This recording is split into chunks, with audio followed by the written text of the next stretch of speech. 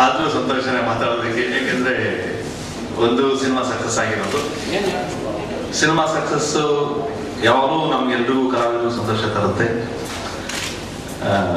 ಅದರಲ್ಲಿ ಬಹಳ ಮುಖ್ಯವಾಗಿ ಹೆಚ್ಚು ಸಂತೋಷ ಆಗ್ತಿರೋದ್ ಕಾರಣ ಏನಪ್ಪಾ ಅಂತ ಹೇಳಿದ್ರೆ, ಈ ಸ್ವಲ್ಪ ಕಾಲದಿಂದ ಪ್ರಜ್ವಲ್ಗೆ ಒಂದು ಸಕ್ಸಸ್ ಬೇಕು ಅಂತ ಎಷ್ಟು ಕಾತರದಿಂದ ನಾವು ಕಾಯ್ತಾ ಇದ್ವು, ಅದೇ ರೀತಿ ಕುಮಾರ್ ಅವ್ರಿಗೂ ಒಂದು ಸಕ್ಸಸ್ ಬರಬೇಕು ಅಂತ ಅವರ ಸ್ನೇಹಕ್ಕೆ ನಾವು ಕಾಯ್ತಾ ಇದ್ವಿ.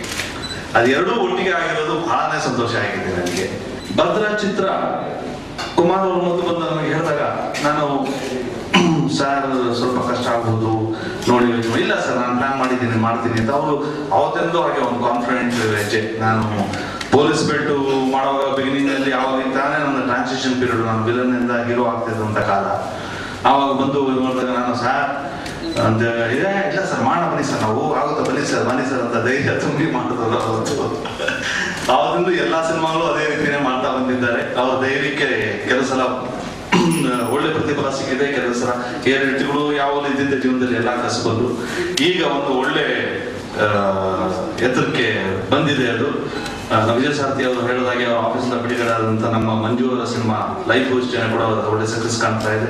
ಮತ್ತು ಕಳ್ಳಮಂಡ ಮಂಜನು ಒಳ್ಳೆ ಕಲೆಕ್ಷನ್ ಆಗ್ತಿದೆ ಅಂತ. ಸೊ ಕುಮಾರ್ ಅವರಿಗೆ ಒಳ್ಳೆ ಕಾಲ ಕೂಡ ಬಂದಿದೆ ಅನ್ನೋದು ಹೆಚ್ಚಿನ ಸಂತೋಷ ನನಗೆ. ಅವರು ಬಹಳಷ್ಟು ಕಷ್ಟ ಬಿದ್ದಿದ್ದಾರೆ. ಕುಮಾರ್ ಅವರು ನನ್ನ ಭೇಟಿ, ಮೊದಲನೇ ಭೇಟಿ ಏನಪ್ಪಾ ಅಂತ ಹೇಳಿದ್ರೆ, ನಾನು ಆಗಷ್ಟೇ ಹೊಸದಾಗಿ ಚಿತ್ರರಂಗಕ್ಕೆ ಬಂದಿದ್ದೆ.